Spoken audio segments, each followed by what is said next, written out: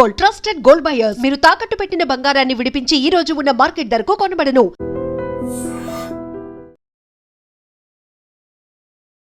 అబ్దుల్లాపూర్ మెట్ బాట సింగారం దగ్గర అత్యంత ఘోరమైనటువంటి రోడ్డు ప్రమాదం అయితే జరిగింది.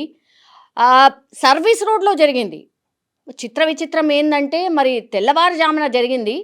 అక్కడ చూసిన ఇన్సిడెంట్ చూసిన వాళ్ళు కూడా అత్యంత వేగంగా వచ్చినటువంటి బైక్ ఇప్పుడు ఈ స్కూటీని ఢీకొట్టిన తర్వాత అక్కడికక్కడే ఆ స్కూటీ మీద ప్రయాణిస్తున్న అమ్మాయి అయితే అక్కడికక్కడే స్పాట్లోనే చనిపోయినట్టుగా చెప్తున్నారు. సర్వీస్ రోడ్డు, మెయిన్ రోడ్ కూడా కాదు. మరి ఆ బైక్ రైడర్ ఎవరైతే ఉన్నారో అంటే అపోజిట్లో అంటే ఎదురుబదురుగా వస్తున్నటువంటి వెహికల్స్ రెండు ఢీకొట్టుకోవడం, ఆ తర్వాత ఆ అమ్మాయి స్పాట్లోనే చనిపోయిందంటే బైక్ డ్రైవర్ ఎంత స్పీడ్గా ఉన్నాడో మనం అర్థం చేసుకోవచ్చు. పక్కన మనకు నడవడానికని అక్కడ ఫుట్పాత్ కూడా ఉంది. సో ఆ ఫుట్పాత్ని ఢీకొట్టినటువంటి బైక్ అక్కడే ఆగిపోయినటువంటి సిచ్యువేషన్. కానీ ఆ అమ్మాయి మాత్రం ఎగిరి పడిపోయింది. తర్వాత పూర్తిగా రోడ్డు పైనే ఆమె స్పాట్లోనే చనిపోయినట్టుగా చెప్తూ ఉన్నారు. జనరల్లీ అయితే అంత మార్నింగ్ వాకర్స్ వాళ్ళు వీళ్ళు ఉంటారు, సర్వీస్ రోడ్లోనే జనరల్లీ వాక్ చేస్తూ ఉంటారు కాబట్టి వెంటనే పోలీసులకు సమాచారం అందించారు. వీళ్ళు ఎక్కడి వాళ్ళు అండ్ ఇంకోటి ఏంటంటే అక్కడ దగ్గరలో ఉన్నటువంటి సీసీ కెమెరాస్ని కూడా పరిశీలించబోతున్నారు. ఇప్పుడు ఈ బైక్ డ్రైవర్ ఎవరైతే ఉన్నారో మరి ఎక్కడి నుంచి ఎటు వస్తున్నాడు, ఎందుకని గమనించుకోలేదు, అంత ర్యాష్ డ్రైవింగ్ ఎట్లా చేస్తూ ఉన్నాడు అనేది కూడా పూర్తి స్థాయిలో ఎంక్వైరీ అయితే చేస్తున్నారు.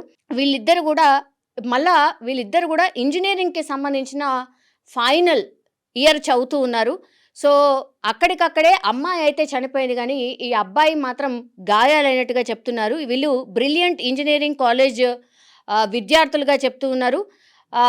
పరీక్ష రాయడానికి వెళ్తూ ఉన్నటువంటి సమయంలోనే ఈ ఇన్సిడెంట్ జరిగినట్టుగా కూడా చెప్తూ ఉన్నారు.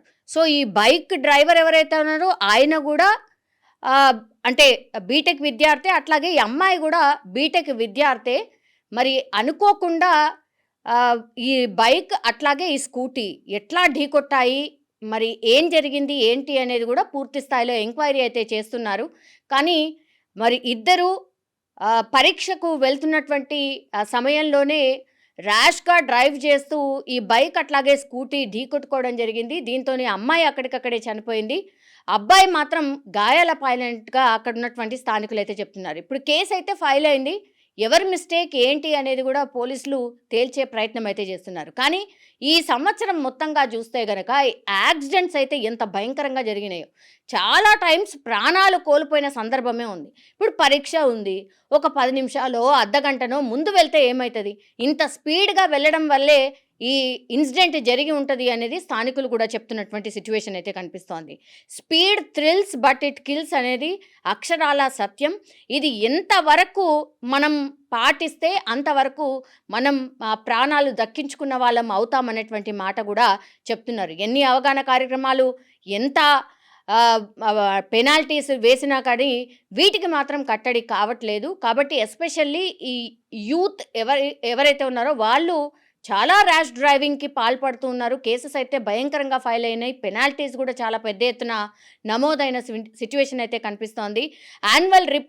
క్రైమ్ యాన్యువల్ రిపోర్ట్ కూడా ఇదే చెప్తోంది. సో దయచేసి స్పీడ్ని మాత్రం కంట్రోల్ చేసుకుంటూ వెళ్ళడమే అందరికీ శ్రేయస్కరం. నిజంగా ప్రస్తుతం ఉన్నటువంటి సమాజం దేనికి ప్రయారిటీ ఇస్తుంది? ఆర్థిక సంబంధాల చుట్టూ మాత్రమే తిరుగుతుంది. మళ్ళీ ఎన్నికలంగానే చాలా విరక్తి కలుగుతాం.